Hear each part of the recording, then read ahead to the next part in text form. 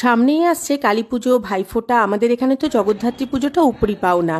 তো এইসব উৎসব মুখর দিনগুলোতে যে রান্নাবান্না না হলে চলে।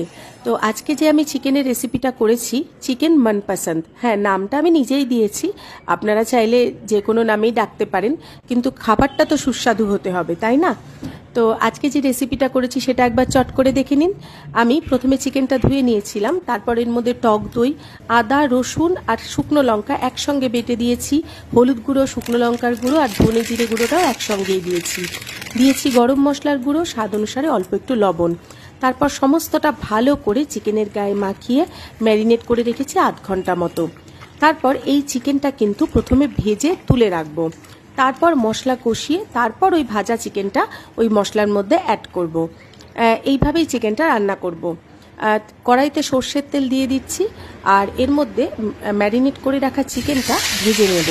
ভেজে নিয়ে একদম হাই ফ্লেমেই ভাজবেন, ভেজে সেটা তুলে রাখবো। তারপর ওই তেলের মধ্যে কিছু গোটা মশলা দেব, তেজপাতা, দারচিনি, ছোটো এলাচ, লবঙ্গ আর দিয়ে দিয়েছিলাম স্টার অ্যানিস একটা। তারপর এর মধ্যে বেশ খানিকটা পেঁয়াজ দিয়ে ভালো করে মশলাটা কষতে থাকবো। আবার একটু আদা রসুন বাটা দিয়েছি দুটো টমেটো আর কাঁচা লঙ্কা। তারপর ভালো করে কষতে থাকবো, দিয়ে দিলাম হলুদ গুঁড়ো আর এই সময় এখানে অ্যাড করলাম ভেজে রাখা চিকেনগুলো। তারপর আরও একটু কষে, মানে যত রান্নাটা কষতে থাকবো তত কিন্তু এর টেস্ট ভালো হবে। তারপর বেশ খানিকক্ষণ কষার পর দিয়ে দিচ্ছি আরও একটু লবণ, কারণ প্রথমে আমি লবণ একটু কম দিয়েছিলাম। দিয়ে দিলাম অল্প একটু গরম জল। সব শেষে দিয়ে দিচ্ছি কাসুরি মেথি আর ধনে পাতা দিয়ে রান্নাটা শেষ করছি।